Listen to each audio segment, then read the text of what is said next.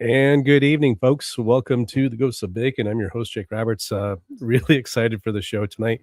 Sorry for the late start. We were all excited to chat with each other and catch up. And so we're running a little behind, but I promise you it's going to be worth the wait. So here, waiting in the wings, we have none other than, the originator of Mercerization, Jayson Mercer, in the house. Adam Thomas, who is going to be bringing some answers to the transposition ciphers in the image we were talking about. Zee Zantlo has a wealth of information she's going to share. Curtwood Bixson, the guy that started it all, the guy we all blame for allowing us to tumble down this rabbit hole, is also joining us. And I'm going to pull all of them in.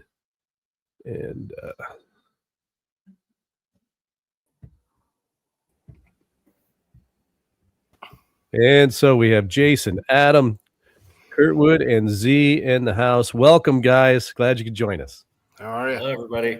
What's up? A blast. So looking at, we have a bunch of folks already in the chat. Kat was chastising me. She said I needed a new battery for my watch because, we were all starting late because we were all too busy chatting here backstage before I started the show. And so before we start, let's see, I usually give shout outs. This is going to be a long one tonight, gang. So we have, let's see, Penny, Barbara, Kat. Batty Girl's in the house. Barbara, good to see you. Linda is here. All right, Linda. And these are the people that have given us shout outs so far. Tao is in the house. Thank you, Tao. He's always so good at reminding me to tell people to. This time he wants us to smash the lime button. So I don't know if we're mixing drinks or talking about that. If you're going to have a typo, Tao, I prefer that one because I can really respect that. Thanks so much. So before we get started, you noticed, the lead into the show.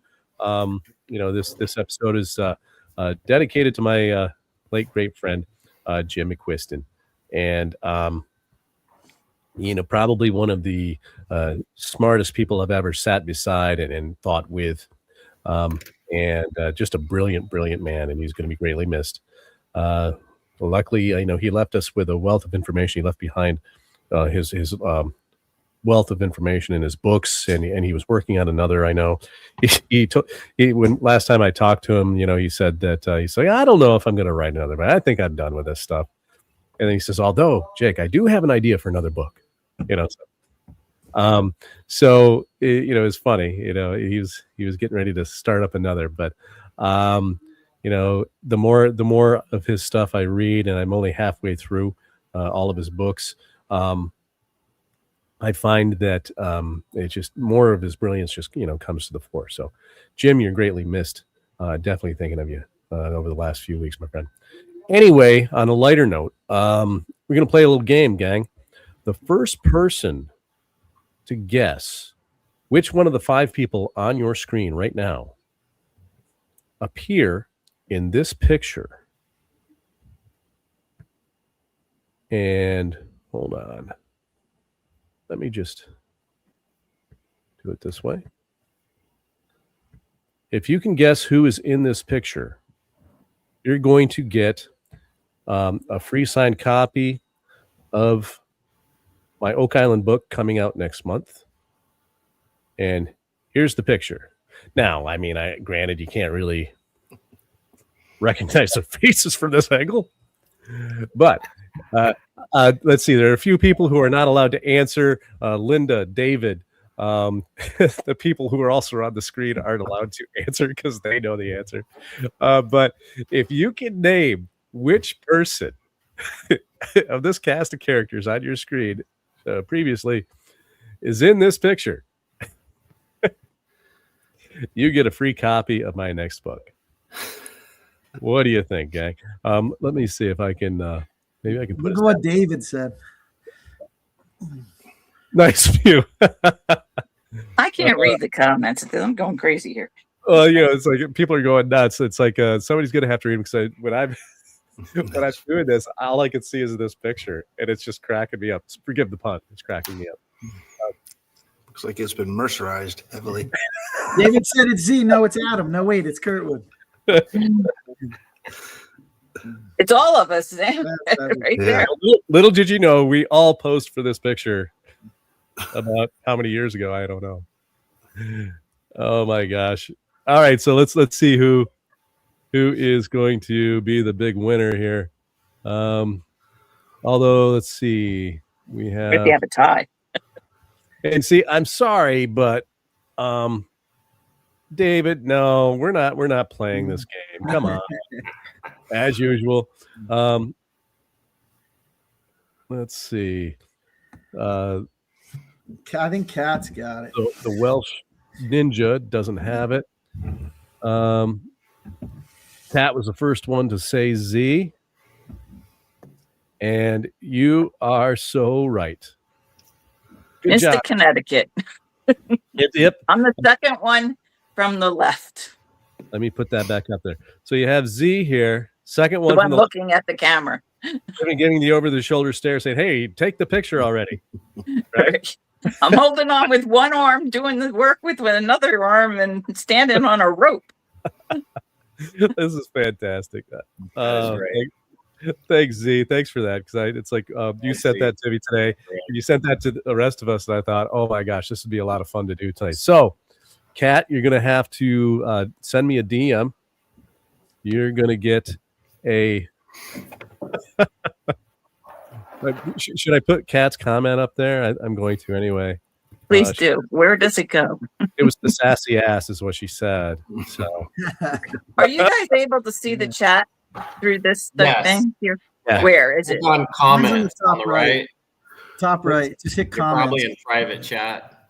oh yeah, she's in private chat, I think. Click on. How do I get out of private chat? Oh, you're on your phone or your iPad. Z, Yeah, I did that on my once on a tablet. much smaller sailboat. It was a Hobie Cat. Oh yeah. Yeah. Oh yeah. We got that thing turned over and upside down and cartwheeled, and You Oh, turtled it. I did. That's right, Kat. So make sure you DM me a little bit later. I'll get your information. And as I said, my Oak Island book, it's called Oak Island Decrypted, the Rosicrucian Garden of Eden. And that's going to be out at the end of January or early February. I'm in the final stages, and I'll be editing, and that'll be submitted and done. And I can put that all to rest. Pretty excited. So really excited about what we're doing tonight. And so what I'm going to do is I'm going to release control of the screen and the stage. What we're doing tonight, people, I'm going to give you a quick overview before I relinquish all of that. And what we're looking at today is this image here. Johannes Bureus. And so let's see. That's not the one. It's not the one. At any rate, we're going to be, this is the picture that Curtis had posted in the group Ghosts of Bacon. And we each have done a little attempted to decrypt it because we could tell. He said, this has all the signposts to it, and as Curtis, says, he's like, well, I don't know about the ciphers and stuff, but it really looked like it was those guys, and your eye was spot on, Curtis. And I can't wait to hear what you have to say and add to the conversation. But we decided, let's see, the first person to kind of go is going to be none other than Zee Zantlo. So here's how this is going to work. I'm going to stop sharing my screen. Z, you get to take things over, and as soon as it pops up, I'll go ahead and put you up, your presentation up on the screen, and you can walk us through what you found so far. And again, everyone, the people who I put this out there for everyone in the group, and because what I really want to talk about was your experience while you were doing it, that the process you went through. When I share mine, I'm going to show you all of my failed attempts, and there were plenty of them. And so, that's really how this whole process works, as these guys will attest to. So, the more you try, and all of a sudden you start to uncover things, and the mistakes you make actually teach you something that's very instructive. So, Zee, take it away. If you look down at the bottom of your screen, there's that little picture of the screen with the plus sign in the center of it. You click on that. I did that. And And then you're going to share screen. Yeah. And you're probably, with yours, you're going to want to, on the top of that window, it says entire screen over on the right. You're going to want to click on that. And when you do, you're going to see a picture of your screen. You click on that picture of the screen and then select share down at the bottom. That'll be activated. And then you're ready to go. That didn't work. Uh-oh. Share screen. And what up on the right? And where it says whole entire screen up in the upper right, see the words? Click on the words entire screen. No. Welcome to the club, Z. I have to pull it down, maybe. That could be. Screen sharing is not supported on this device. Oh, Please use Chrome on your laptop or desktop. okay. Here's what you do. Yeah. You have it. I sent it to you. Can you put it up from your end? Yeah, I can. I'll tell you what we'll do. Did you send it to me through Messenger? Yes. Okay. It was in a Google Doc. Okay, perfect. What I'm going to do is I'm going to pull that up, and Curtwood, I'll let you kind of talk about your process, because you're the one that started all of this. Sure. And while you're talking, I'll get going on this end. All right. And I'm going to mute myself here. So I guess first thing I want to do is apologize to the great people of Wawa out there in the middle of nowhere, because it might be the center of everything, actually, after some research. Wawa and the Michipicoten Bay was quite a spot, and I've done some research about ancient copper mines there. They've done that, I forget the dating, carbon dating back to 9,500 years ago. So before the pyramids, they were pulling copper out of Lake Superior. And there's lots of good videos on YouTube to watch about it, and it is quite an eye-opener. What else can I say here? Jake got me on the spot.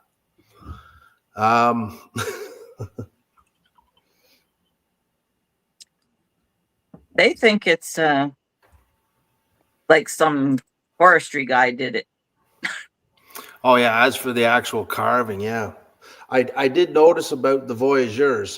They traveled over there during the Beaver Wars, and they were very busy hiking from Quebec through those trails along the lakes, and the voyageur canoes were actually quite big and held 16 to 20 people.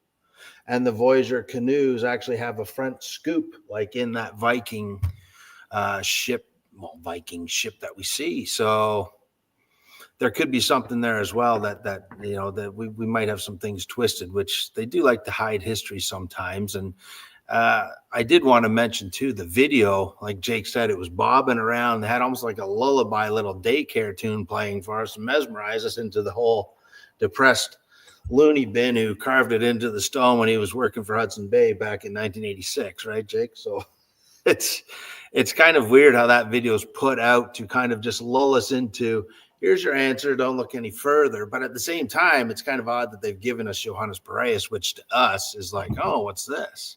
So it's kind of weird what's been said about it. I do know that it was found in 2015. 2 trees were apparently over top of it. I wanted to mention to David as well the whole dendro idea he had. I know up here trees do grow on the rock face on the what do you call it? Everything. Yeah, so that they grow in a crack on a rock, and then the dust and the air and everything can fill in, and it covered it. They are saying it was purposely buried. Who knows? it could be that the carving was done in the 1600s and two saplings grew up and it's been covered for 400 years. And it just finally one fell over. So, Well, yeah, that was your premise, wasn't it, Curtis? When you looked at it, you said, well, wait a minute, look how many characters it has, right? yeah. Significant numbers stand out to us now. And whenever we see them, Yeah. that's what first alerted you to that, which I thought was another thing I thought about. We kind of have to step back and rewind because immediately we all go, it's Francis Bacon. And we have to kind of step back from it and kind of, layman terms, because immediately we're on that it's Bacon. So we kind of have to slow down and explain it for the layman who's involved to try to keep up. It is easy to jump to conclusions, but it's because we've seen it before. Absolutely. And that's really the hard sell about what we do is like all of a sudden we see these things, and they were working in all of these different modalities. Mm-hmm. And that's the part of it that people don't understand, is that it's not just you see a 33 and it's Sir Francis Bacon. It appears in a variety of forms, and you had an amazing eye to be able to see that. So, thanks, anything to add after that? That was a great setup. I got nothing. I got it kind of laid out here to my next spiel. That was just a random one for you on the fly. So, love it. Good stuff. Curtwood, we'll tell you this: the image was so good, we all stopped what we were doing and we just got to work on it because it just has all the signposts, and it's cool that you have the eye too. And perfect. When we see it, we just go to town on it. It's just so much fun. Yeah, man, that was, like I said, it's like all of a sudden, we all just sat up and took notice. Sweet. So, all right, so go ahead, Z. Let's see. The rest of us can kind of just mute ourselves, and unless you have something to add. You don't have to mute it. They can all talk over me. Okay, you're fine. So go ahead and tell us what we're looking at. This is the first slide. You're looking at nothing right now. I know, coin 1908 portrait, and if I scroll down, here it is. Okay, so the mystic is that I can never say it. Whatever. They made a coin of this guy and a rune stone with runes. Oh, wow. On it. I just thought you might want to see that because that was kind of interesting. Very cool. And the other thing that I found interesting, which maybe Jake can show you later, I sent it to him earlier today, was there was a miniature I found last minute that had all the looks of Hilliard. I couldn't blow it up because I was on my cell phone by then. I was trying to get things set up here. Yeah. Yeah. And so I don't know what that's all about, but maybe we'll find out. Anyway, I wanted to just talk about the guy himself, who he was supposed to have been. His name was Johannes Bureus, but he apparently went by Johannes Bureus, which Bureus can mean something to do with wool, and a lot of Bacon's aliases tie into wool and lambs and things like that. So there's a guy on YouTube who does a bunch of different videos. He doesn't know what we know, but he's been awfully close on some things that are kind of interesting. We'll have to get in contact with him, I think. Yeah. I tried to do an alias formula, but quite honestly, I'm not real convinced about it because I couldn't tell exactly which name he was using. He had names attached to the middle, like Thomas was his middle name. Yeah. And then he had another name at the end that really related to where he was from in Ackerby, Sweden. Yep. Okay. So, but he lived, allegedly, born in 1568 in Ackerby, Sweden, and died, quote, a cripple, unquote, in 1652. Oh, wow. And this portrait is at Gripsholm Castle, which is the Swedish National Portrait Gallery at this point in time. And it's interesting how they have some other potential aliases, portraits there as well, and pictures that they have done. I found that. He was a Swedish polymath, antiquarian, mystic, royal librarian, poet, tutor and advisor to King Gustavus Adolphus of Sweden. Now, you know that little, go back one a little bit. Can you go back to the, There you go. okay. See that lion up in the right corner?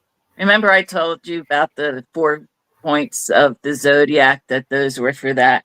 Well, That's I right. also stumbled across something that was a prediction somebody had made. I couldn't find out who it was, but the prediction was that the Lion of the North would come and save the country, save Sweden. And it turned out that he fit all the King Gustavus Adolphus fit all the looks. Like he had blonde flowing hair and all this, you know, he was really tall and he was handsome and all these things. So they thought it was going to be him, but apparently he died before the end of the 30 years. These things happen. Oh, and the one on the left, the eagle, was supposed to represent the Catholic Church, besides all the zodiac stuff. Oh, interesting. But that was what they were saying. Yeah, because aside from the zodiac, they're also represent, and I'll do this with an overview too, but the 4 evangelists: Matthew, Mark, Luke, and John. So yeah, but those symbols are much older than Matthew, Mark, Luke, and John. Yes. So that was kind of adopted later. I'm sure there are a lot of other things. I think it's really kind of interesting that the lion's mane, I was looking at it, I was like, what the heck kind of animal is this? But I think it was drawn as if he'd never actually seen a lion, which he probably did. Sure. And plus, they all 4 have wings too. So, Zee, let's move on to let's move on to your decryption that you have here coming up, because this is interesting, because this is one of his books. I came across this too. This is really cool. Yes, it's Rune. I kind of stuck with that because I figured everybody would be doing other things, but he was the first to scientifically study and document runes. Awesome. So he really got into that. And in this book, that's like the first page. It's not quite the title page, but I was playing around with the date. And if you see the date at the bottom, it's really I6II. And I see that as the 6 is the 6, which is F in simple cipher. And the III would be like Francis III. I also played around with just adding up the numbers that it would represent in simple cipher, and it came to 33. Right here, I plus 6 plus II is 33. Absolutely. That's really cool. Now, the other stuff that you'll see, some things that are unknown to you. I have found something from over 100 years ago that I have to do a whole podcast on because it's too difficult to explain.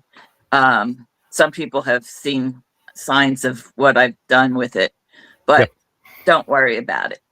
Basically, I can get the name almost Francis out of this. And oftentimes in these things, I've done hundreds of them at this point in time, the last letter is missing. I don't know why they did that, but they did. And you have to use @bash and I use different languages and stuff. Go to the next slide, please, sir. Yep. Of course. Tab 3. Oh, okay, wow. This is the next page. Now, my eyesight finally went on this because there's so much on these characters for the ABC alone. Of course, you have in the A, you have the A in light, and there's immediately behind it one in shadow. Yep. You can There's see also one down at the crux of the the crossbar, right under the crossbar, there's another one in light. Yeah. And I Here. think that bottom thing says something, but I couldn't blow it up big enough. And sometimes, you know, you can't. This was the only copy of the book that I actually found that I could get to. The B, that's only a partial. The B has numbers in it. B, of course, would be for the bumblebee B and the complete man thing. And 255. 255. That's right. but yeah, it has brethren in there, and the C's the same thing. It's got all kinds of things. Like, I can't read it from here. It's so tiny now. But yeah, I mean, it's just chock full of things. The next Amazing. slide shows the whole page better. Oh, wow. Let me read And this. I just decrypted Runa, which is the RUNA or RVNA, which is for runes in Latin, I think, or he made it up. He may have made it up. Well, it does total 51 in simple cipher, and that's the value of Walter Raleigh in short cipher. So I find that interesting. Yeah, there are all kinds of things. You see, all my green is who everybody was, and then the 3 crowns. I suspect those 3 crowns had to do with our guys also. So that's another interesting little tidbit I found. Wow, that's so cool. Love You it. can go on, and okay. Then I noticed that his name wasn't any of the names that I had for him. I had Bore, B-U-R-E, and a bunch of other things, but I didn't have Boren, which may have been Latin for it, but he made it up. Anyway, when you did that, it came out pretty Francis. Yeah. Anybody who hasn't seen a capital F with a lowercase f as one of the signposts, that actually is FS, which was what they did in the print houses and stuff. They used F as S's and stuff like that. But that becomes Francis. That's how he abbreviated it. One of the ways he abbreviated it. He abbreviated it F, FS, FRA, all kinds of stuff. What do I have down at the bottom there? I can't read it. You did the longest word in Shakespeare, honorific altitude. Oh, yeah. So I did show on once. There's a lot of stuff with that. So I can't pronounce it. I can only get through the first 5 syllables. When I did the show, I practiced it, I swear, for over an hour before I could get it. So here's I lighten this. Anybody who hasn't tried all these tricks, this is one of the ways that I went through it. I lightened it entirely until I could actually read something on there. So you will see next what I started with. I went into the lines down at the bottom, and I pulled out all the capital letters. And the top line is the capital letters from the top line, and the bottom is the bottom line. You can move on to the next one. Then I played around with the totals. The total is 204, but in their speak, that would be, you make the 0 in the middle a null, which means you don't count it. So it would be 24, which is Fra the third, Francis the Third. Nice. Fun. And then, what did I do here? Oh, I added something. Oh, I added it as if the 0 were not a null to see what would come out. And that's what you're seeing in that sort of beigeish writing at the top. It's much more leaning towards, well, it's got Champlain in there and it's got Raleigh in there. I find in every single thing that they did, as long as they lived, and I'm not sure how long that was because it seems to be extending every time I find something. But they honored their brother by name Mhm. in French and English, and possibly a million aliases as well. And so it's very hard. They work together a lot, from what I can tell. Absolutely. So anyway, you got that. We can Fourfold. move on. Okay, then I played around with fourfold, and again, I'm getting things that do make some sense. What's the blue at the bottom say? At the bottom, it says add 38 and 17. We get 55. Francis Bacon. Yeah. Yeah, Which is pretty Francis Bacon-y. it certainly is. All right, so All right, so now the portrait with the running cipher circle. Oh, I'm glad you did.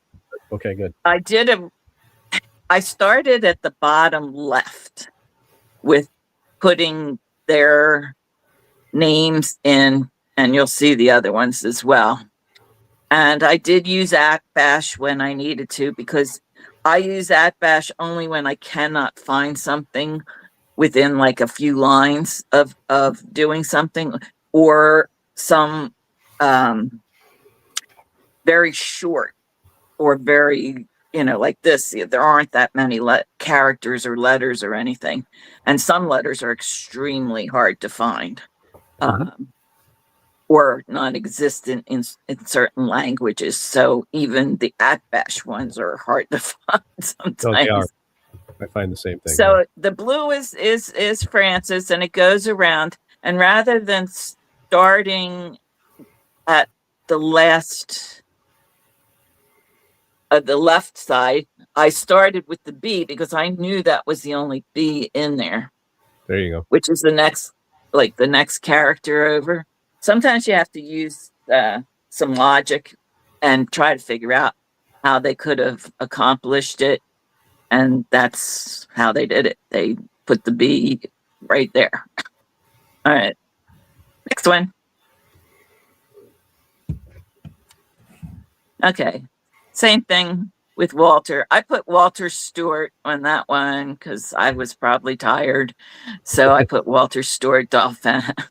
And that all comes up except for the last N on Dauphin. But they did that. They just missing that little letter. Okay. And then that's Francis Stewart III. Wow. And if you can imagine all these things just being in something this short, it's remarkable. It really is. The next one is Zee, you're actually using a technique that I recognize. Okay. And good. So I know that. I thought I was making it up, but no, this has been done before, and I'm assuming this is one of the things that you wanted to do a whole podcast on, which I think. Yes, yeah, I like it. But okay. The circle thing was kind of different in some ways, so you probably can't see the difference between Gautier, which is Walter in French, and Jake thought I stole that from him, but I knew that because I had 4 years of French. Yeah, we must have had somebody named Walter in my class, because that I knew right off. That's great. And then I played around with old William Shakespeare, and he's on there too. Wow, cool. Okay, then I messed with the bottom, but I said, I'm not doing biliteral. I'm just going to see if I can get the running signature to work. And it did. Francois. And then I came back to do Stewart. And then the third, again, the other direction. All right. And this is the bottom for Gautier Stewart. But it was very cumbersome because there's no W there. If you'll notice on the left-hand side of the ring of the oval, there are two V's next to each other. Yep, right here. You can use two V's to be a W. Right. Which is strange, but I did find that out someplace along the line. It is. I and you discovered can use it in different words, but I don't like it when it's in different words. Like here, I had to use it in different words, but they were the same word repeated, so I didn't feel so badly. Yeah, you can do that, Zee, because in the transposition table, sometimes there's no D's for the dash or there's no W, but there are two V's side by side, right in context of all of the other letters in the acrostic anagram. So yeah, he did use that. There are 9 buttons, so 3 times 3 is 9. 33 is bacon. Bacon. Well, it's I. Now, this is just to show you a little bit of what I do with the running cipher signature thing. And originally, I just used their names, but then I know that part of what they did was they used a word writ, which they probably hadn't been using for years when they did some of these things because they had changed to wrote instead of writ. And I also find them switching to, like, for my brother or something like that, to French or Spanish or something else that I haven't caught. Yep. But I was able to get it to say Francis Stewart III writ this book with Gauthier Stewart, my twin. Wow. And it's all in the first paragraph of this book. That's it. This is the other book that they wrote. I don't know. And I just got, that was much harder because it has fewer characters. But Francois III did show up in there. Wow. Is that my last one? That's the last one. Wow, great job, Zee. That's really cool. So I kind of had fun with it, but I would really like to get one of these things that isn't tiny. I know. Well, the hard part is finding something that, and I noticed in the first couple of slides, you went to one of those online high resolution, sites that have the books on file. Oh yeah, well that was the only place that actually had it. Yep. That's where I go for sure. There was a woman who, like, in the 90s, I want to say, wrote a book about the runes, and she's like the only one that really went back to all this information. I had watched a show, YouTube show on her talking about it, and there was just like nobody else doing it. Yeah. So she did it. She was a librarian, I think. So, makes sense. All right, cool. Hey, awesome stuff. Let's see, who did we say? Jayson, are you going next? I said no, Curtwood. Yeah, I could go quick, Jake. I know we got to try to keep it short. That's okay. Go ahead. I pointed out in our last episode that I saw Mishi in our Facete Mishi Magnalia. What that translates to is he who is mighty has done great things for me, and holy, holy, holy is his name. So that's Luke 1:49, actually. So is that what's actually written in the stone? We don't know. I know you got something with 49, I guess, there, Jake. I see you. I thought it was supposed to be the Lord's Prayer. That's what we thought too. But until we get our eyeballs on it and we know exactly what's written in the rune. Well, I did not find the Lord's Prayer in that rune book. Right. Yeah, this might but be. There was some other prayer. Yeah. So just go ahead, Kurt. I with the Mishi thing that I mentioned in the other episode, this is how I do it, Jake. I see things and it jumps off the page. That's what we do. So I saw Mishi and I rambled about that to you, and then I saw Potence on the other side of Magnalia Qui. And Mishi Potence. And then you add I see, says the blind man, and you got Mishi Pickotens. and that's the name of the bay. And what is Michipicoten?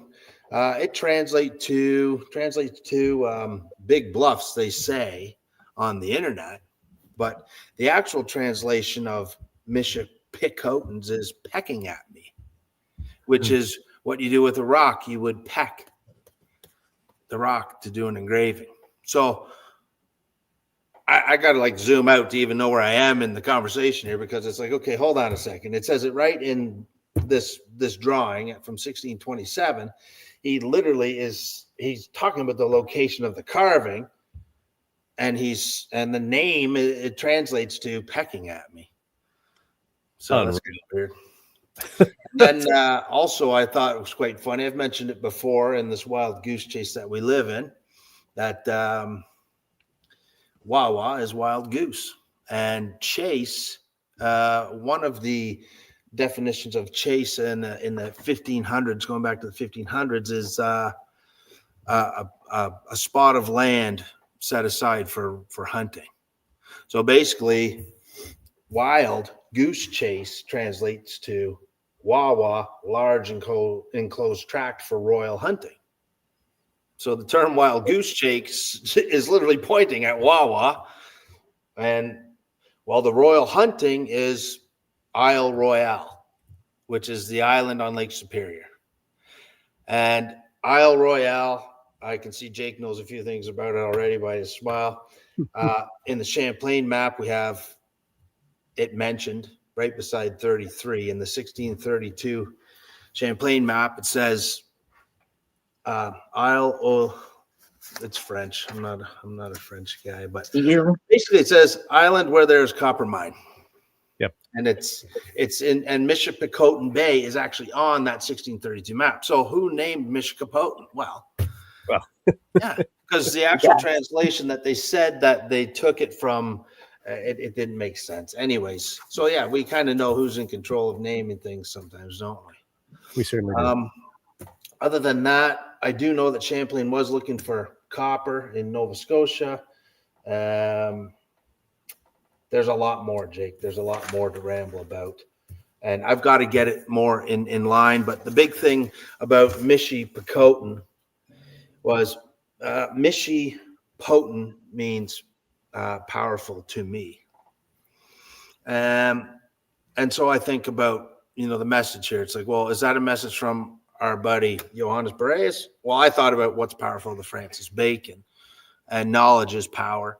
And if there's any new viewers out there, I mean, just take a look at what Francis Bacon is all about. It's really awesome. Knowledge is power. But we also have copper in alchemy, and that's important to Francis Bacon.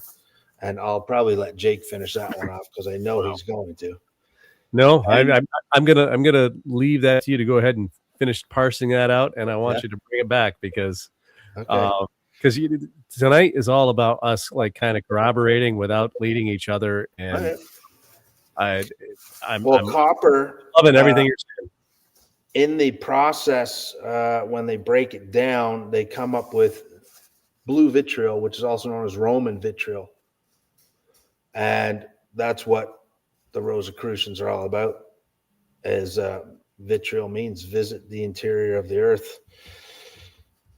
By rectification, thou shalt find the hidden stone. So this, once again, like I said, Wawa was in the middle of nowhere, but it might be the center of everything. And yeah, it has been a copper mine for 9,500 years, as far as they can tell, with carbon dating. So we've been it's kind of been put over there. No one's talking about what's really gone on. And the tools that they've found on the shores of Lake Superior are very similar to the tools that they're seeing in ancient Egypt. Like side-by-side comparison of the tools they're finding is unbelievable. And the amount of copper that has left Lake Superior is like unaccounted. It's like the Biden administration with the money they spent. Well said. There you go. That's my ramble. Other than that line, I think my favorite one was that I was in the middle of nowhere, but it might be the center of everything. Yeah. Holy crap, man! That's don't judge a book by the cover, right? Just drop the mic there, brother. Fantastic. Nice work, man. Yeah, Awesome. man. Thanks. Interesting. Fantastic. Great stuff. Very. Yeah, All a lot right. of stuff. This We did. Bureus character was also the father of Swedish grammar. Yep. So There you go. What do you got, Jason? I'm gonna have to pull up. Yeah, put that picture up, Jake. And Yeah, you sent me this. so I did my thing and what's been coined Mercerization, and I'm going to look at a rectangle and I'm going to find the center of that by drawing lines from the corner to corner. And once we have the center of that picture, then we can draw a 90-degree line and a 0-degree line. And then at each one of these points, we have 8 points around the outside and 1 point in the center. I call those anchors because we're going to use an anchor from these geometric locations, and we're gonna focus on the pupils, and that seems to be the case in the stuff that we're looking at, pictures of Bacon or his family or Shakespeare, and these numbers are reoccurring in these artworks. So in red, that's the beginning of the Mercerization, and from corner to corner, that's at 51 degrees. And we heard that earlier tonight.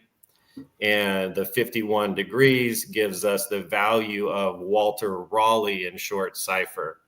So right off the bat, it doesn't always happen that way, but right off the bat, we're getting one name out of the way, and it's saying Walter Raleigh really quick.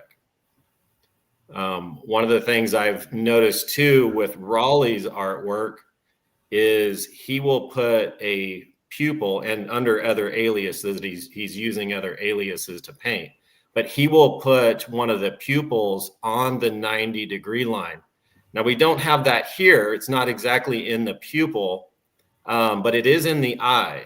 And in the eye, that is 90 degrees, and that is the value of 41 watt, and adding 49 Raleigh to total 90 degrees.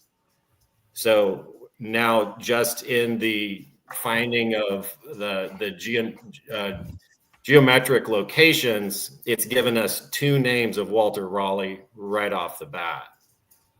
So now we're going to start looking at his brother's name, his twin brother's name, Sir Francis Bacon. So from the top right corner, or sorry, top left corner, coming down through it's his right eye. We see it as the left, but it's his right eye, which also has significant meaning, is 30 degrees or 33 degrees. Now I was just noticing something. I was saying it right, and then I said it wrong. The anchor point is on the far right at center, and that green line is then coming up. I got a little too fast there. So the green line at the center coming up through his right eye is at 33 degrees in the pupil. And from the bottom right corner at 67 degrees goes through his left pupil. So there we have the names Francis 67, Bacon 33. Wow. well, the Watt could be Walter's son, Watt, because he would have been born by then. Yeah, there's a few more lines that I'll just describe, because if I start showing them, it looks like a scene of Star Wars where there's just lasers everywhere. But I love what he also does. in that right pupil is the angle of 34 from left center. So if you see the eyes a little bit offset, on the right side, we went through the pupil at 33 degrees. Well, if we start at the left center, on the opposite side of center, right there, Jake, yeah, and through the pupil, it's 34 degrees, which is Watt in reverse. Awesome. So that's pretty cool. And then there's another number also in the left pupil is 38 degrees from the top right coming down, and 38 is the value of twin in reverse. So we're talking about two dominant names in all the numbers, Walter and Francis, and they are twins. And there's a 38. Wow. It's fantastic. It's all right there. That was quick and easy for you, wasn't it? They're all there. There it is, Jayson. That took him 10 minutes to do. Yeah. I'm sure. Yeah, right. Yeah, but how many times do you do them where they're not those numbers, and you think, well, they cut this down, rather than thinking I'm doing something wrong, or this isn't him, or whatever. Most of the time, you probably think they cut it down. Yeah, the taller rectangles produce higher numbers. The shorter rectangles, the numbers can't get as tall where the placement of the face is at. So in those, I'll see like 55, which is just Francis Bacon in the pupil. And that's a very common one coming up. Zee, you bring up a really good point too. And it's like, when I find those things happening, what I do is I err on the side of caution, and I just don't touch it. If I can't prove that it's been cut or cropped or something like that, I'm like, okay, well, I can't work with this because I don't have my starting points. And Jayson, and if I don't have a quality picture to start with, I can't work off a picture that isn't centered. Did Jake show you the original? Well, and the oval ones and the circles and those things, they're tough because it's a matter of who framed them too. Yeah. I sent this to Jake. I don't know if he got over to you. There's I think the original, Jake? Reversed. It might be the original. And I don't think so. It's hard to tell, which came first, because it's like one of the things that I think we've all have agreed on is that whenever we see a date on this stuff, we question the date of, is it really a date? Make up anything. So sometimes it's not a date at all. Sometimes it's a signature. So Jayson, as usual, awesome stuff, man. And like I said, down and dirty, quick and to the point. But it spells it out right there. It spells it out right there. Great work, brother. Adam, what you got? Oh, I love this, man. This is so much fun. Thanks, guys, for doing this. And Curtwood, thanks for giving us a banger, because this thing is loaded for sure. Can't wait to see what you got. No, jeez. So watch him about to kill it. Let me know when you guys have this on here. All right. There you are. Yep, you're on the stage. Oh, dude, what did you get us into here, man? Thanks for the monster rabbit hole. We put down everything we were working on because this thing is just so chock full, but we'll just re-explain what we do. Obviously, kudos to the three who just went before me. I love your guys' work. It's just so tremendous. And Jake, you too, obviously, man. Appreciate you doing all this. But this passage on the bottom of this portrait, there's a reason it's there. And I'm glad, Curtwood, that you discussed it, because it's jumbled up Latin. And it's not the Lord's Prayer. It does come from Luke 149. There's a boatload of Latinized misspellings in this, and that is telling us 100%. Please look here, because they are mistakes. That Mishi word, that second word there, shouldn't have a C in it, and then sanctum should only show up once. So the question is why multiples? And then nome is not correct Latin. It should be nomen. And it stands for exactly what you said. It's here in the King James Bible at Luke 149. For he that is mighty hath done to me great things, and holy is his name. So this is Mary's song in the Bible. And when you threw this out there, Dad and I cracked right at it, because this joins up with our work perfectly at an unbelievably perfect time. So it defies. I have a habit of doing that, Jake?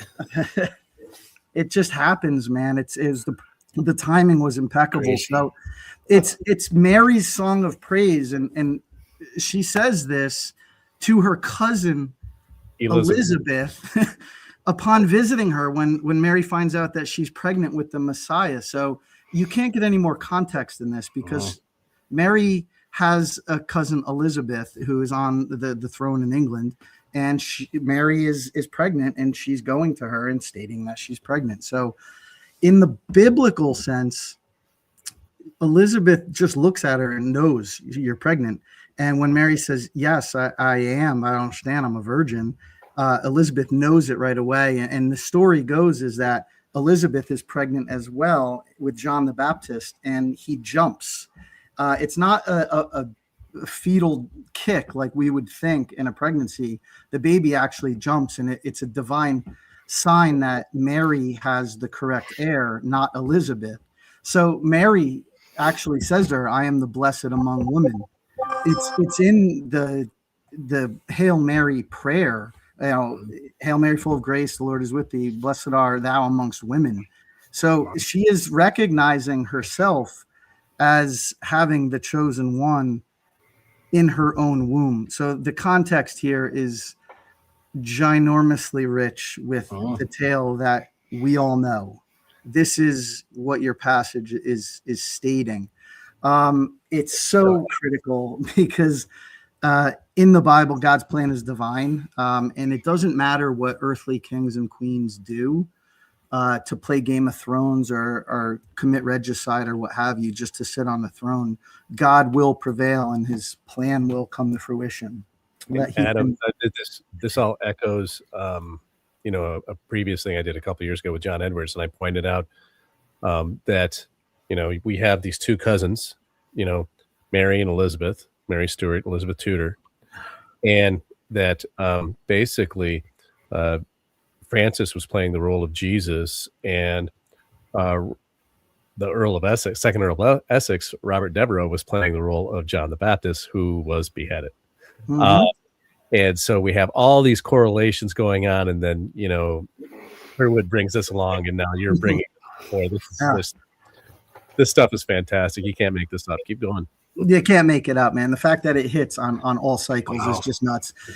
You guys will see when we finally publish our book, Pop and I, is the balance, the cosmic balance of John the Baptist and Christ himself working in tandem to follow the globe is just unbelievable. So Curtwood, when you send us down this rabbit hole, it just leads to the same exact point. So, but let's just do what we do with this passage, what Pop and I do. So we take this passage, all these characters, we count them, and there's 60, and we look for viable keys and what can mathematically rotate this thing into circles and reveal messages. So we found that a key 7 started this off. Jake, I know you're going to you did some work on the transpositions. There are multiple paths and avenues. Bacon is an absolute master with what he does. So this is the first route that we took, and I'm sure there's many others. But a key 7 will give you the last 4 letters in the passage, EIVS, to hang. And it's interesting. We know that U's and V's are interchangeable, but he clearly uses a V here, and it's a nice anagram for this term because in Latin it comes from vita, and it means to strive for superiority. So if Mary is talking to her cousin Elizabeth, she's telling her, I am the blessed chosen one. I am superior. I should be on the throne, and my womb is holding the rightful heir. So we see that, and if you've seen our work, you see that what we like to do is we find something at the bottom, and we look for a further message, and we look for another key to do a transposition on. If you're not sure how we do that, same as Jayson or Zee's work, just go back and look at some of Jake's other podcasts where we were on before. But this just looks like a jumbled up mess, but it's not. He's going to tell you the name and who we're referring to, and he says it's MM. Now, this has been remarkably important in our work. If we're talking about her right to the throne in England, he uses MM because she would have been the second Mary. Mary the first, Mary Tudor, did exist. So she would have been M2. When he talks about her in France or Scotland, he refers to her in other ways. So we had all the context here. What's best that we see is if you do a cipher value on its MM and you want the actual name, he just tells you it's Mary R. And Jayson, I borrowed this from what you posted the other day. This is how Mary signed her name. Regina is Latin for queen. Mary Regina. Marie. Yeah, Marie R. This is how she signed her name. So Bacon's just given us all the information we need. Who's he talking about? Who is pregnant with a special child in the womb? So we're going to get those letters to hang. We're going to use a key 17. There it is. It's hanging off the right-hand side. This passage is rotated. This is what we do. And we get an absolute banger on this one. Just looks like a random mess of letters, but it's not. Oh, this one's so cool, Curtwood. Mishy. Yeah. So you get MM, then you get F2, and then you get Aegis. And Aegis is in Greek mythology, it means divine protection. It's the shield that Zeus and Athena wore. It marks the wearer of this as divinely sanctioned. So who are they protecting? What is in the womb, like a shield that they have to protect? And the leftover 4 letters, if you're friends to the show, you already know what these values mean. It's just nuts, man. Look at these. Look at those numbers. Wow.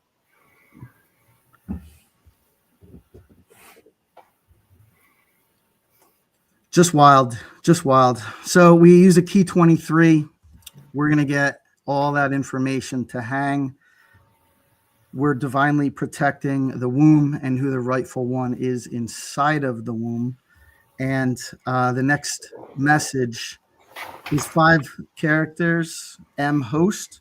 And host is also Latin. So we saw a pattern here. We don't just randomly select things arbitrarily. We look for context. So in Latin, host means hostia, which is a sacrificial offering. It's like the Eucharistic bread, the host.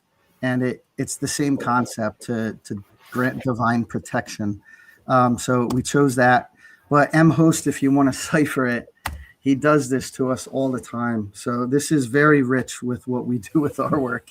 It's Mary S. It's Stuart. It reaches every single cipher value that we work with. So we got 5. We're going to hang those one more time, and I'll wrap this up. I think it's got 2 more keys. We just get this awesome message again at the bottom. It looks like a jumbled up mess, but again, it's not. We got M. We have agents, and agents are those who complete the act or a task for another. So what is Bacon talking to us about? He's going to act on her behalf. And the leftover letters match frauders and 3 cipher values. The only one it doesn't match here is short, but frauder matches in the short value there. So it's like, what are we doing? We're divinely protecting what's rightfully ours. We're going to act as her agents well beyond her death, which is this date 1627. Mary's obviously no longer with us. What we found in our research too, Curtwood, is that we'll find a message, and Jake, when he pops on, will tell you this too. We'll get a great anagram like this, and it strengthens it when we can rejumble this and get another message in the same context. Right. And you can pull Geminis out of here, which again is Latin for twins, and they're going to enact. So the twins are going to enact, which is the exact same message as an agent does. An agent acts for somebody, and the twins are going to enact some type of divine protection over their mother and her correctful line. So we get that to hang, and the message wraps. We start right where we end, and we end right where we started. It says Facit Mishi, straight up and down. So the passage just loops, and he does exactly what he wants to do to us. Oh my God. Awesome. Great. Wow. You've done it again, Adam. Wow. He's just he's an Now, is absolute it master. M Mother Mary? We see it when he talks about her rightful heir to the throne in England, because she would have been married too. And while you were doing that, I picked out another anagram, Adam. And before anyone out there, any viewers or people are going to reply to this after it's up on YouTube, kind of howl. Usually one of the rules with anagrams is that once you have an anagram, if it's legitimate, then it shouldn't be able to form any other message. The problem is with Bacon's, they all form two. He's not supposed to be able to do it, but he can, so he does. And so this is something that we've all seen again and again. And the one that, Big Dog says, Adam and Dad nail it again. That's absolute truth. The name that also appears in that anagram you pointed out with the double M's, if we use an atbash, is Anne, the Queen of Denmark, who became James I's wife.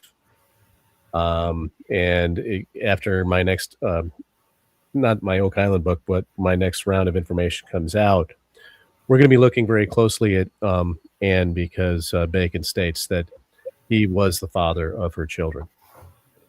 And so when we look at the anagram that you just put up there, that message is also there. I read it. So it also corroborates what I have here. So is that you dropping a bomb right now? Is that what's going on? That was an official one. I've heard it unofficially. You heard it unofficially, but yeah, that was the official statement. I love it. That's not the bomb I'm going to drop tonight. If people are going to stay with us, we're at an hour 13 at this point, or hour 10. I have my little piece of the puzzle to add here. We're staying, Jake. So let's. I guess I'll be showing my whole screen here tonight. And so, good. Let's do it this way. All right. So, once again, I'm going to go to, let's do it this way. So we already talked about like this whole, everyone did an awesome overview of this. He who is mighty and holy, holy, holy, his name has done great things for me. Yes, I had also Luke 149. 49 is the value of the name Raleigh in simple cipher. All indications on this image demonstrate that, in my mind, that this portrait was painted by Walter Raleigh, and it's actually Francis Bacon as the sitter. Last week I talked about, and also, the Latin is wrong, and these mistakes that say that, look, these are clues here. And so I'll get into the transposition cipher. I did before I get into my biliteral solves. However, if we look at the extra letters around the outside, and I'm going to go ahead and pop over here. Let's go big here. So, everyone see that okay? Yeah. All right. So around the outside, we have these, what I call extra letters. We have an S here. We have a superscript E here. We have an R here with a plus sign next to it. And down here, if I remember right, we have an I right there. Okay, so these extra letters, when we add them, we have E-R-I-S. Eris is Latin for you will be. They're also anagrams for rise and sire. Message is rise, you will be sire. When we add them together in simple cipher, we have a total of 49. Again, Raleigh in simple cipher. Reverse cipher value is 51, which is Walter Raleigh in short cipher. The K value of 101 is Raleigh in reverse, and the short cipher value of 31 gives us, again, Raleigh in short cipher. So, that's just, my initial look at the image. If we go to what I did for a transposition, what I did was I always use the dates first just to see. And you can see that we have, if we zoom in, these dots form a plus sign. This indicated to me that let's start here. Let's go 16 plus 27. Initially, I did 33 because I thought this was the letter I, and I added 6 to 27, which gives us 33. And this is what happened is that I had all of the signposts. It's color coded so I could keep my place, but on lines 6 and 7, where the signpost usually appears, 6 appears as the letter T on that line. And that's a great sign because T has a value of 6 in reverse cipher. And then we have 67, which of course is the value of Francis. T is the 19. The 19th prime number is 67. So everything's starting to line up. I'm really excited. 7, all of a sudden we have a C and a C, which in simple cipher is 33. 7 is G. G and K cipher is 33. I'm like, oh, all right, here we go. I'm on a roll. And then it ends right here on row 11. It ends at the last S in the whole thing, and it terminates. And so I looked at the hangers, and I see the word mute, and I almost see the word chaos, but there's an N here. But at its left is the letter H. So what we have here in this table, gang, is mute chaos. You got it wrong, stupid. So I went back to work, and so I added 16 plus 27 with 43, which is going to, again, produce a very narrow table. But Adam told me, he says, never worry about using a big number, so I went for it. And this is what I came up with. Our hangers are all of these letters, and I kept them in case sensitive so that we could tell the difference between the capital versus lowercase. And I got the slew of letters, and so suddenly I was able to see mountain and C right away. You can see I kind of crossed them off and use them. No substitutions. And with no substitution, we see that word again, scutum, which is Latin for, what was the word, Adam? Shield. Shield, aegis. Wow. Nice. Okay. Come on, you can't make that up. It's right there. So let's look at, as I started to decrypt it, all of a sudden I see R Ann with a substitution of H for R, Regina Ann. That's what R stands for. We have the word fast right overlapping it. Again, all in the shapes of T's. We look for T's first. We have the word facing here, and I'm going to go quickly. I can go through this letter by letter, but we have the word queen again, and it's overlapping with the word me. And at first I thought it was Saxum, which is rock or boulder, which also makes sense with the mountain reference and what you talked about, Curtwood, and also what you said, Adam. But it also can spell at the same time as cum, which means with. Talk about his visits. Sum, again, we have take, and then Sun E, a Talmont. That's a very kind of thing. Yeah, that's interesting. There's a whole another message there that I'm not getting. I'm just giving you the highlights. Our yellow highlight here spells a situation. And it also spells, if we take away this V, Atlantis, as in Bacon's New Atlantis, if we include the I here. And we can also spell, if we add the C here, we can also spell the word Atlantic and sea if we reuse those letters, which you can if these words work together. So we have Sea Mountain Shield and Regis Ann has me fast visits with Queen are be taxing as a comical situation. A lot of the ciphertexts of the Champlain map tell the story of Bacon's conjugal visits with Queen Anne.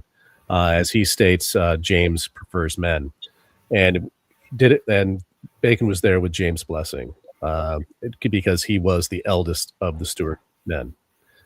And so at the end, we have Is Comica down here. Our leftovers are of TAS total 38, which is twin 37, and the other letters also have corollaries within context. But that's what I came up with. And then again, I wasn't able to take this any further than this. I ran out of time. But I do want to take a look at our transposition decryptions. So the first one I'm going to do is the biliteral cipher. I organized all of these letters beginning to end in groups of 5, and again there's 60, so we have 12 groups, which produces 12 letters. And immediately I noticed that our fourth group starts with 2-letter B alphabets. Now, if you're unfamiliar, our Bacon cipher, biliteral cipher, You group letters or objects in groups of 5. And when you have one that's different in some way, it becomes the B alphabet. So we have an A alphabet and a B alphabet. In this case, I chose that the lowercase letters were the A letters and the B alphabet was comprised of the larger letters. And so as we go through and we look at this, we're able to spell out and determine what letters these groups of 5 letters are. But as soon as I saw one that starts with BB, I know it's wrong because there are no letters that start with BB in the biliteral alphabet. So what I did was I said, well, if it starts with that, let's go backwards. And so these were the letters spelled out by the little biliteral alphabet. And we go backwards. NTSWOAABUBBO. Great big nothing burger, folks, because you can actually create anagrams with this. But the whole point of a biliteral cipher is that it's supposed to be just spell out the message. And yeah, it's also cryptic. If you've read my first book, Holy Trinity Decryption, it doesn't just spell it out easily. There was it's a very layered decryption. Same thing with the execution image of Charles I that I decrypted in my second book, the Holy Trinity, or the Keys of the Rosy Cross and the Ghosts of Bacon. So I was able to make swan and boat out of this. Okay, with leftover letters of VBBO. Again, nothing. Except, when we do the calculations of the leftover letters, we have 38 and 62. 38 is the reverse cipher value of twin. 62 is the simple cipher value of twin. And 90, of course, as Adam has already pointed out, is the value of Watt Raleigh. And 20, again, is Walter in short cipher. So is it nothing? There was a boat called the Swan that sailed with Sir Francis Drake, which, if you remember, the 37 that I pointed out earlier is the value of the name Drake. And so was Walter the captain of that ship? We don't really know. But again, this is all cursory. This is very preliminary. So what I decided to do is go back and say, there has to be a different starting point, right? So if you go forwards, it cancels right here, right? With these double capital letters, double B. We start backwards. We get this sort of jumble of letters, lots of B's. Funny how it's always B's. So what I did was I started looking, see these little lines that appear over these letters? Mm-hmm. It So started there. I decided to start at these. And so first I started with the line over the V. And it worked. We didn't get any letters that started with double B, but it doesn't spell anything. So I started with the line under the S, because instead of over the V, I'm like, well, it's actually under the S too. So let's try that as a starting point. Well, it turns out that it still chops them up in the same groups of 5. So it actually produced the same exact group of letters. Now I found that interesting. So I decided, well, let's see what anagrams we can make. And you can see here at the bottom of the screen, it says, I took the B, A, C, and O and spelled bacon. And then I took the leftover letters and I was able to spell I and am, or I am bacon. Now this told me, okay, there's something here.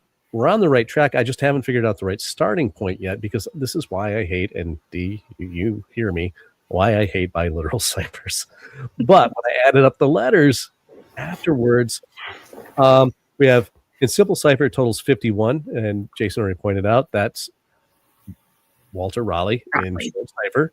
49 is Raleigh in simple cipher. 77, Rex Bacon. And then we have 6 for the letter F. So what I did was I looked at the line over the letter E. Okay, so what's going to happen here? Well, it's the same exact as the first.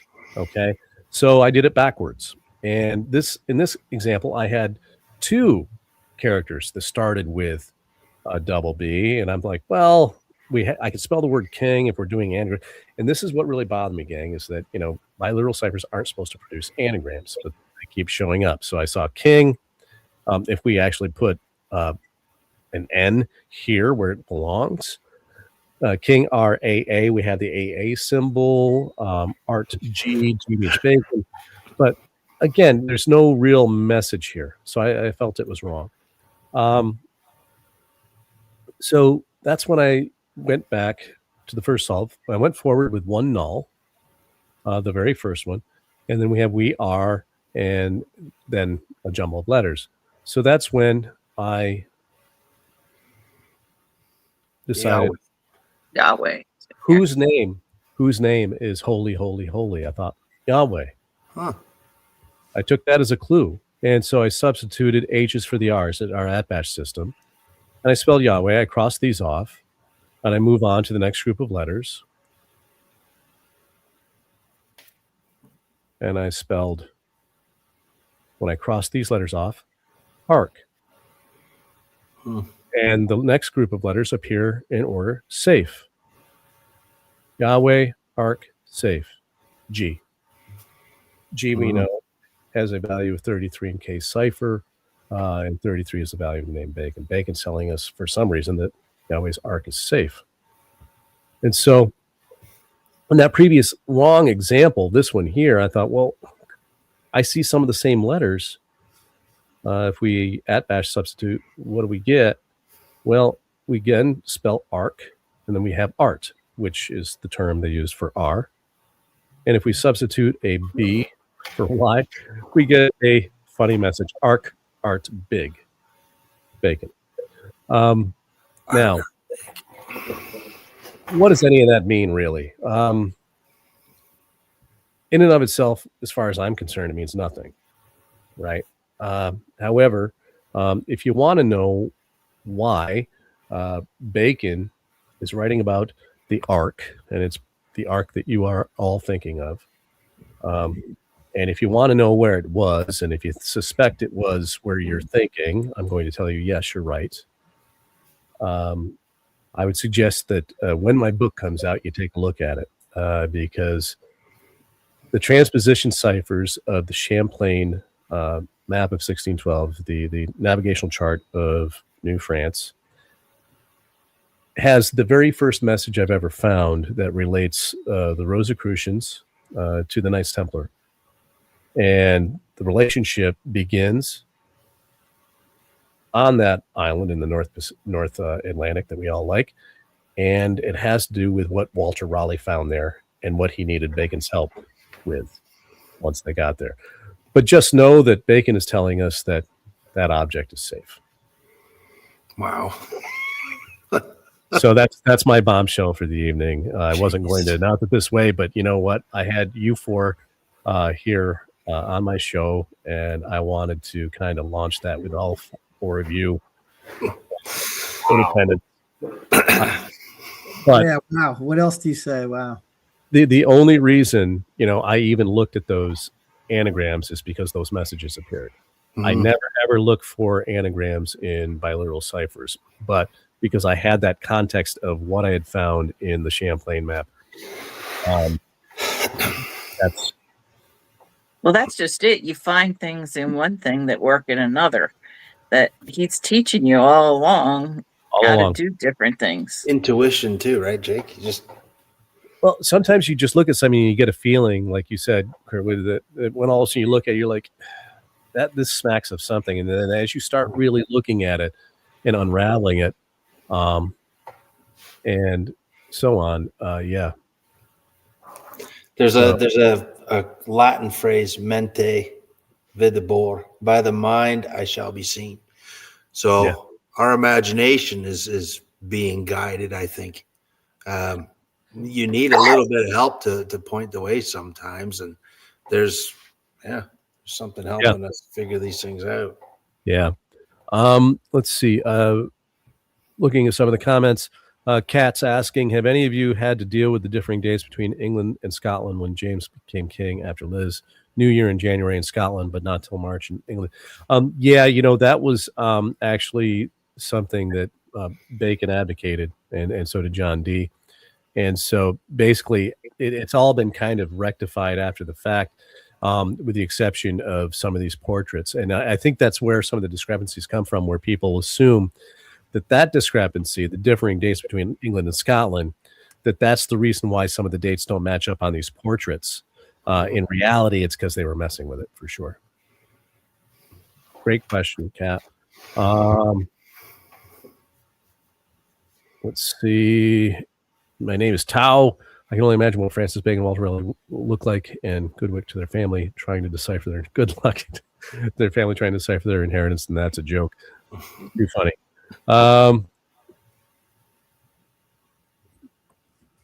Oh, geez. Yeah. Kat says, I just checked my grade 6 history book. Found Raleigh, quote, 2 Englishmen, Sirs Humphrey Gilbert and his half-brother Walter Raleigh, had made several voyages to America. Yes, that's very true. Quite a few severals. Yep. And Sandy's pointing out Arkansas used to be the initial for the state. Yep. But it didn't exist at the time. So, isn't someone trying to figure out where Bacon is buried? Arkansas is home of pigs, Arkansas Razorbacks. Yeah. Well, yeah, you're talking about Ryan. our friend Ryan, who is looking in the Ozarks for Bacon. Has anybody heard from him lately? I haven't heard from Ryan. I reached out it was a couple months ago, and I haven't heard back. But and so, you know, that's who you're thinking of. But I have information that places Bacon elsewhere. So either we're both going to have to go and see. And it's like I have great respect for what Ryan does, and I anticipate all of his videos. Or I watch his videos and wait for them, but I haven't heard from him in a while, and we are in touch with each other usually. And David, of course, is asking Boat Swan. Wasn't that something Peter was looking at astrology-wise? You're thinking of Boat Swain, and yes, has to do with constellation of Boetus, or Boots is what it looks like. And it's a character in The Tempest. In The Tempest. It's the first line of The Tempest, actually. So the Swan was also the name of the boat of something on Xena's map that had something to do with something on that. I don't remember what it was, but Oak Island Research figured it out. Yeah, it's a reference that was in some of the what we call, because he was a sailor, the Cremona documents. Yeah, but you know, from my research, a lot of the Cremona documents came from, even though they came together to Xena in a bundle from a bit of a, in my opinion, a shady character. Yeah, I think some of them were authentic. Some of them have been proven not to be authentic, but also I think some of them came from our guys instead with dates on them that weren't dates. So that's still up in the air. You're not going to talk about Talmont? No. that's a rabbit hole I don't want to go down just yet. But the fact that name appears point blank, and I want to explain, and Adam, you can jump in on this. These transposition ciphers and the tables and the way they work, we have a limited number of characters, right? And when we're spinning them around in these different tables, they land in different combinations, but sometimes they also land next to each other again, because that word is once again relevant within the next set of messages in that table. And so you will see a name or a word appear in multiple renditions throughout the varying tables that usually just fleshes out the message. And a lot of times those names or words become a regular theme. You want to speak on that, Adam? Yeah, well, what I'll tell you from a mathematical standpoint, it's 100% intentional, because it does show up repeatedly. And me being a math guy, I'll look at the probability of it showing up multiple times, given a variety of permutations, and it's totally incalculable. I mean, you're talking about multi-trillions. So the fact that like a word like Talmud shows up over and over and over again in different renditions of tables, it's 100%. I would state that very, very comfortably. It's 100% done intentionally. And so I haven't run the other tables from this table, and what I'm going to do is I'm going to look at Adam's tables. I'm going to use the same keys that he used and see if those same words and same messages appear within those other tables, because when you have repeatability, well, that's the backbone of the scientific method. So I'll just send them to you. You don't have to do them. Awesome. I have a question, Jake. Great. The first, I think it was one of your first slides where you had the heiress. Yeah. Well, if you say that word, what are you getting? A female who's inheriting something. Yeah, heiress. And they did that kind of stuff a lot. Yep. So that's one of the things. But there was also you said something about silencing something. And it said something about cannons on there. The word turned out in the vertical to be cannon.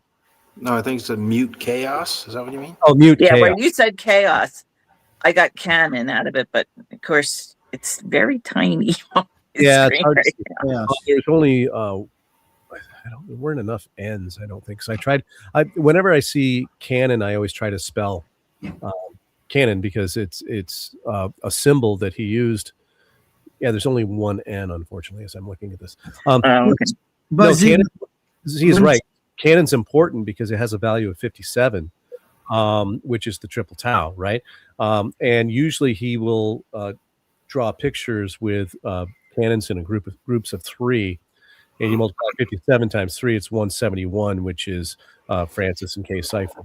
So he used that as a pictorial cipher quite a bit. So, Well, you know how you need 5 characters for the biliteral cipher?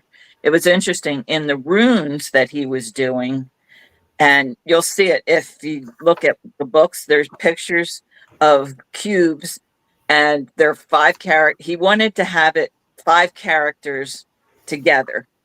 He was very insistent upon that. He also got the Swedish king to agree that he got to publish all the grammar books. Yeah. And they had to include runes. Yeah. Isn't that amazing? I've read that too. And his fascinating, and the big thing was he wanted runes to be as a source of national pride, to be taught in schools alongside the Latin alphabet. Yeah. Right. Yeah. But he said that it's also like Hebrew in that the way the characters mean other things depending on, if you're reading it left to right or right to left, and it had meaning beyond just the words. Yep, absolutely. And then, again, they're following the Pythagorean model that all the world can be understood by reducing it to numbers. And that's what the ciphers do. So, yeah, great observation. I'm looking at some of the comments, and Kat, once again, she says, there are suggestions the cross is modeled after the Cygnus constellation. Absolutely, Kat. Pater believed that, he was attributing it to basically how it aligns with the tree of life symbol. You have other theorists that I'll Chris Dona, right? Chris Dona. Chris Dona had that too, didn't he? Yeah. Had that. You have Corian and Mullen and Chris Morford, working with Chris Dona. They have spin-off theories now going off that. But we'll have to talk to them after this current season is done. So Decoder Ring brings up, by the way, if the treasure was moved in the last 250 years, I would not be surprised. I don't think any of us would be, Decoder. Although it's like the one mention that I just gave tonight of what appears in my next book. I can confidently say that I don't think that's been moved anywhere, nor can it be. I love this, Sandy. I need to figure out how to do this. Make an app for the Bacon ciphers or a computer calculator application and charge a monthly fee. Yeah. How much are you going to charge? I would charge $1, and for the number of They're people everywhere. who show up and watch this podcast, I'd probably make $20 a month or $20 a year. And so is that why 3 date palm trees? That actually has a different total, David. But the answer is yes. When you calculate that, it's something different. They didn't do anything just to do stuff. No. Everything that they did, everything had a everything reason. that they said, wrote, talked about, whatever, had meaning. And that's what we have to try to get a glimmer into. Once you're in their head, you know this. Yep. And it guides you a little bit to things. Like, for instance, this Bureus, he was friends with Tycho Brahe. Okay, so once you have that, you kind of have like things start happening with that. Everything falls into place. Yeah. And he had it to visit Anne, who was in Denmark at the time, I assume, a lot of the time, because she didn't really like being in London. And so he was going not only back and forth to America, Italy, all these places. They needed a lot of ship on. Yeah, during the time period in question here, he was spending a ton of time in the Americas and the colonies, setting them up. But he was going back and forth across the Atlantic constantly, and that was actually one of the reasons. And he talks about how tiring it was. And he says it was actually, when you think about it, it's kind of comical. Plus, he had a lot of miscarriages. Yeah. A lot. Yep. But so, all right, gang. Listen, here's what we're going to do. I want to go ahead and wrap things up. I'm going to ask you guys to hang out for a minute here in the back room and chat with you here in just a couple minutes. But before we do, what I would like each of you to do, if you can, if you have something that you're currently in the works and you want to give people a clue into it, what are you doing next? If you have a website or anything like that you want to promote, any last words, now's the time. Zee, you can start us off real quick. Then we'll go to Curtwood. We'll go in the same order we did before, and Jayson and Adam. Zee, quick. No, I mean, I get distracted with doing different things all the time. I do not have a website. I won't probably ever get to that because I haven't even gotten all my stuff on my computer yet. So, yeah, but it's just like you go down one thing and you get 10 rabbit holes on that. And then you hit the most important ones and you have to forget about something. So you forget about something else that may or may not have been important. And that's really kind of sad because there's just too much to be going on. Absolutely. I'm reading Cervantes too. Okay. I'm reading Don Quixote and it's funny. It is funny. It is funny.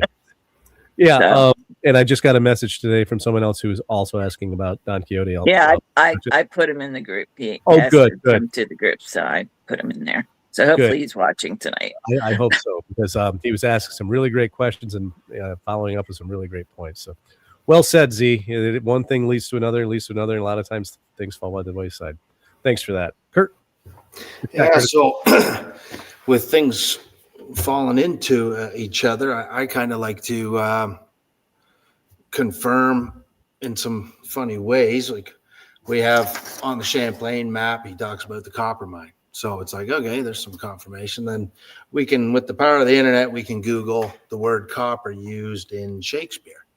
And so I just put it in and I bounce around all these things and I land on Act 3, Scene 3. That's great. Yeah. Falstaff has his pocket picked and claims to have lost a valuable seal ring from my grandfather worth 40 mark. The hostess of the Boar's Head Tavern reminds Falstaff that Prince Hal had previously dismissed the ring as being worthless. Oh, Jesu, I have heard the prince tell him, I know not how oft that ring was copper. And we're in the Boar's Head Tavern, and sorry for the technology problems over here, Jake, but You're fine. we've got copper in the Boar's Head Tavern, and I don't know if you ever seen what Lake Superior looks like. It sure looks like a boar's head. It does. And then we'll go right back to I see. There's the eye. That's fantastic. I see, says the blind man. Yeah. As he picked up his hammer and saw. Yeah. There you go. Awesome. That's it. Well done, sir. Drop the mic again. Drop- 2 in a row. You're batting 1,000, brother. Good. Jason? I'm just looking at a lot of artwork of the period, focusing on paintings of Bacon, particularly Shakespeare, how they both come together with the same geometry, repeating geometry. And a lot of my stuff I just post to our Facebook group that you created. So it's stuff I can go back to because it is getting to be a lot, and I'm trying to focus on what I want to just focus on mostly for now and try to get a book together. So that's what I'm doing. Smart. Very good.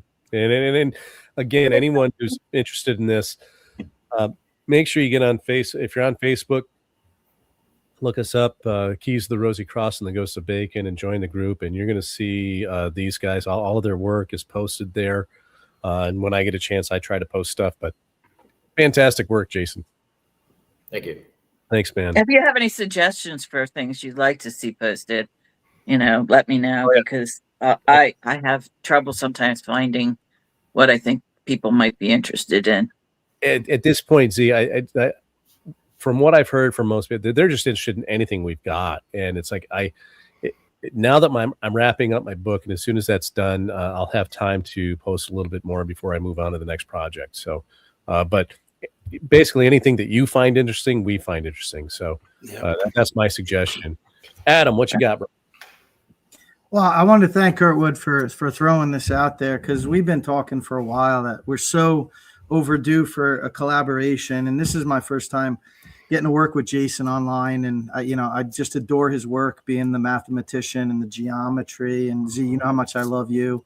And Jake, we do this, time and time again. So Curtwood, when you throw something out there and your eyes see it, and you refer to yourself as a kindergarten baconeer, you're not, because you're schooled enough to know it. And these guys left their fingerprints everywhere. Yeah. And you just put it out there, and you have 4 of us on here that just do what we do. And it just unlocks it. You can't just explain this away as coincidental with Jason's technique. Not after all that, eh? No, it's not. And with my side of the work, it's what they're doing is extremely divine and biblical. And I know that others' research has brought them down that avenue as well. It's 100% true that they're seeing their mother's lineage as a complete divine act, and they're going to right the wrong ship. It is what it is, and the Stuart line will continue in some fashion, albeit maybe name changes and thus. But the work is just tremendous, and what Dad and I are doing right now is we've put a halt on the decrypting. We have one full play, just one, that has yielded unbelievable amount of information, and we're just trying to document it, because if we keep decrypting, we can never catch up with what we find. And Jake knows this. So it's like, let's stop, Dad, and let's document what we've done and talk about the importance of it and get that out to everybody, because it's just so vastly important. It changes the game. It just Why does. did you start with Merchant, out of curiosity? We didn't, but we were in other places of the folio, and Bacon told us to go here. Is it King Lear by chance? No. That's another interesting one. Yeah. If you're new to the podcast, the folio is meant to be read backwards from the end to the beginning. And when you get to comedies, a comedy is in the time period, things end up well. It's not a ha-ha. It's just that things end up. So this is him writing the ship, and he and his brother doing things to create a perfect scenario based off of all the chaos that happened. So we were in other areas, Curtwood, and he told us to go here. So we did, and it is chock full. It's a perfect place to be. So what we've found, I wake up some days and I'm like, I can't believe that, but we've unearthed this. So we're trying to get that out to you as soon as possible. It's chock full, and I'm trying to make it as simple as possible to understand. It's wild. So yes, Jake, thank you for that. A book coming soon. Good. We'll put it that way. And you know, I've always suspected that that's why The Tempest was published as the first play when it was the last one written. They're intended to be backwards. So thank you for saying that. And so, and I find the same thing. Like I said, my Oak Island opus is going to be done, and so that just opens up the avenue for other things, where that is finally going to be all together in one stop place to look for all of the information that I found. Because as I've done this process, I keep, and you know this, you guys know how addictive this is, where you just want to keep on researching, finding more and more and more. When finally it's like, I finally had accrued this information about Oak Island just kept coming up. And so finally I said, okay, I think this is everything I've got. And so now it's time to put it all together and put it out there, and it's done. And so then, you know, we can move on to all of the rest of this cool stuff that we're finding and continue this collaboration. Yeah, continue this collaboration, because this is really where it's at, is when, you know, all of us, and we have other people too that, you know, couldn't make it tonight or haven't had a chance to look at the evidence, or, you know, didn't have time, who are just amazing thinkers and amazing researchers in their own right. I'm thinking, of course, of Stephanie McPeak-Peterson and others who have a real good handle on yeah, her book's right there, of you know, what's going on. You know, they get it, and I think what we're going to see as we continue to grow, that and Adam, I think you just said it really well in different words. We're going to hit a critical mass where people are going to have to step up and stand up and look at it and say they're all onto something, and we have to take a closer look. And so I'm for my 2 cents, that's where I want to head in the future. And I'm going to thank you for publicly, Ray, here tonight on the show, for joining me on this crazy quest. You know, William Russell, if only he could be here to add his 2 cents. And when he comes on later, when their book is finally done and out, he has some tidbits that are just going to blow up your mind. That once you put it in that arrow in your quiver, and some of his others, we're going to be able to really unlock a whole lot more information, I think. And so when we start putting it all together, we're finally going to see that really, really big picture, as Bacon says. You know, you have to evaluate a theory based upon the totality of its parts, kind of like the parts of an arch or a dome. When they all come together, it's self-supporting, and that's what we've done here, I think. And I could never have accomplished any of this without all of you, and without standing on the shoulders of people like Chris Morford and Peter Amundsen. That's for darn sure. So, but I think slowly but surely we're going to get to the bottom of this, and it's only you guys and your help, all of us, you know, putting our heads together like we did tonight. And I want to thank you all. You had some mind-blowing moments, and mic drops all around. So let me just go ahead and thanks everyone for coming. We're going to kind of sign off, and I'm going to just wrap it up. Have a great night, gang. Thanks for joining us. Appreciate it.